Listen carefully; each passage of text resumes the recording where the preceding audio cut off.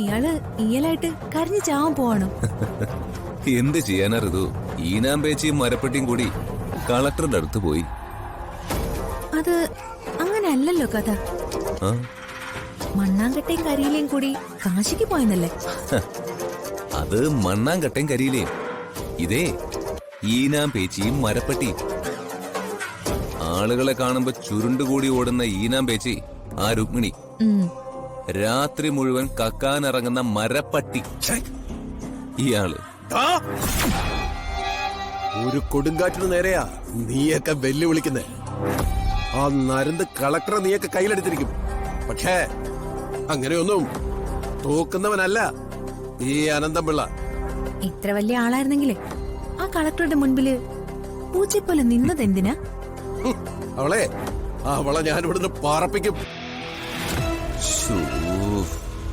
താൻ തന്റെ കുറെ ഏറാമുള്ളികളെയും കൂട്ടി ആ കടപ്പുറത്ത് പോയി നിന്നേ പട്ടം പറപ്പിച്ച് കളിക്കും കേട്ടോ. അല്ലാതെ കളക്ടറെ പറത്താനൊന്നും നോക്കണ്ട. ഈ അനന്തംപിള്ള തോറ്റു പോവുകയാണെന്ന് നിങ്ങളൊക്കെ തെറ്റിദ്ധരിച്ചോ? താൻ 1000 വട്ടം തോറ്റാലും യാതൊരു നാണോ മാനോ ഇല്ലാത്തവനാണെന്ന് ഞങ്ങൾക്കറിയാം. ഒരു പടക്കം ചീറ്റിപ്പോയാ പോയിരുന്ന അടുത്ത പടക്കം കെട്ടുവെന്നും ഞങ്ങൾക്കറിയാം.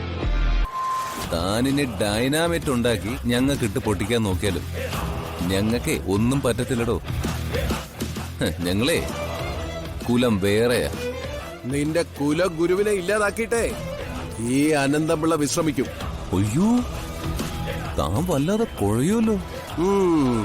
എടോ, ആകാശത്ത് ചന്ദ്രൻ ഉദിച്ച് നിൽക്കുമ്പോ ചില നായ്ക്കള് കുരയ്ക്കുമെന്ന് ഞാൻ കേട്ടിട്ടുണ്ട്. അതുപോലെ വർമ്മ സാറിനെ നോക്കി താൻ അധികം കുരയ്ക്കണ്ട. ഇയാള് കൊറേ കുരയ്ക്കോ കുറുക്കം കൂന്നത് പോലെ കൂവ ചെയ്യട്ടെ രാജു. നമുക്കിതൊക്കെ ഒരു രസമല്ലേ?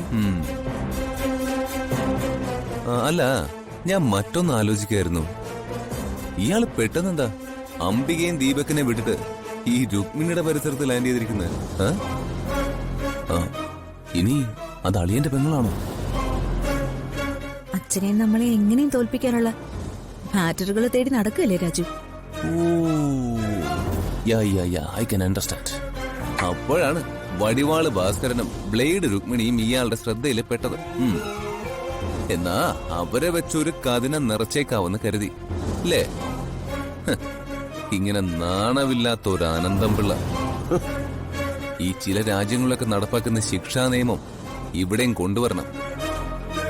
ഇവരെയൊക്കെ പൊതുസ്ഥലത്ത് കൊണ്ടുപോയി നിർത്തി വെടിവെച്ച് കൊല്ലണം. നിർത്ത്. അധികം നീ എവളും കൂടെ കത്തി കയറല്ലേ? ഞാൻ കരുതി നീയൊക്കെ നാണം കെട്ട് മാളത്തിൽ പോയി ഒളിച്ചിരിക്കാണ്. ഞങ്ങൾ എന്തിനാണോ നാണം കെടുന്നത്? ഞങ്ങളുടെ വസ്തുവും വീടും തട്ടിയെടുക്കാനേ രാഷ്ട്രീയക്കാരുടെ അടുത്ത് കളക്ടറുടെ അടുത്ത് ഒരുപാട് ഓടി നടന്നാലേ അത് നടക്കാതെ വന്നപ്പോ ഒരുപാട് ക്ഷീണം കാണൂലേ? താൻ എന്തിനാണോ ഞങ്ങളുടെ വീട്ടിൽ വന്ന് പടക്കം പൊട്ടിക്കുന്നേ? നീയൊക്കെ എന്റെ വീടിന് മുമ്പിൽ കൊണ്ടുവന്ന് കുറെ പടക്കം പൊട്ടിച്ചതല്ലേ? ഇവിടെ ഒരു 101 കഥന നിരത്തി വെച്ച് പൊട്ടിക്കാന്ന് വെച്ചതാ. പക്ഷെ കഥന കിട്ടിയില്ല. അപ്പന്റെ പെട്ടത്തലയിലിട്ട് ഏറുപടക്കം എറിഞ്ഞു പൊട്ടിക്കുന്ന തല തെറിച്ച മക്കളുടെ കാല. ഇതുപോലെ നശിച്ച സന്തതികള് മാതാപിതാക്കളെ ബോംബ് വെച്ച് കൊല്ലുന്നതിന് മുമ്പ് തിരിച്ച് 2 ഏറുപടക്കമെങ്കിലും പൊട്ടിച്ചേക്കാം. വേണുട്ടാ,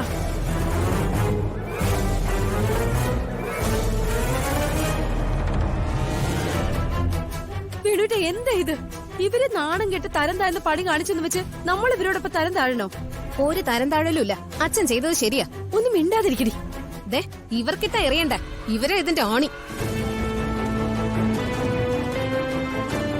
ഈ വീട്ടിൽ വന്ന് ഇനിയും അക്രമം കാണിച്ചാ ഞാൻ പോലീസിനെ വിളിക്കും.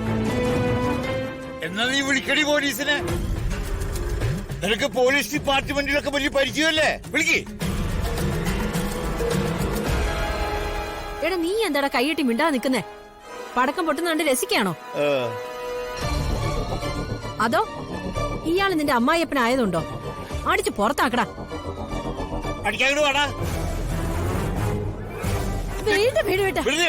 നമുക്ക് പോവാം. പ്രശ്നമൊന്നും ഉണ്ടാക്കില്ല.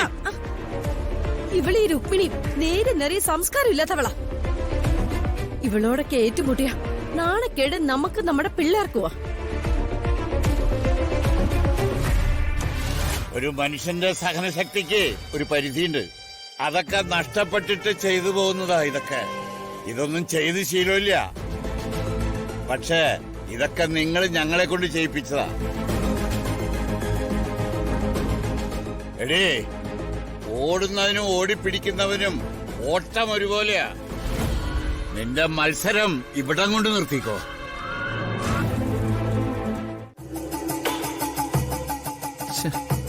സമയം മോശമാവുമ്പോ ഈ ഫോണിൽ വരുന്ന വാർത്തയും ഫോട്ടോസും എല്ലാം നെഗറ്റീവ് ആണല്ലോ. എടാ ദീപകേ, എന്താ അമ്മേ? എടാ അവിടെ ഋതികയും കളക്ടർ ശാലിനിയും തമ്മിലുള്ള പ്രശ്നങ്ങളൊക്കെ തീർന്നു. അവരൊരു കൈയായെന്ന്. എന്താ? എടാ ഋതികയും ശാലിനി കളക്ടറും സുഹൃത്തുക്കളായെന്ന്. എപ്പോ? എങ്ങനെ? ദേ ഇപ്പൊ എനിക്ക് കിട്ടിയ ന്യൂസാ. അതുപോലെ ഫേക്ക് ന്യൂസും ആയിരിക്കും.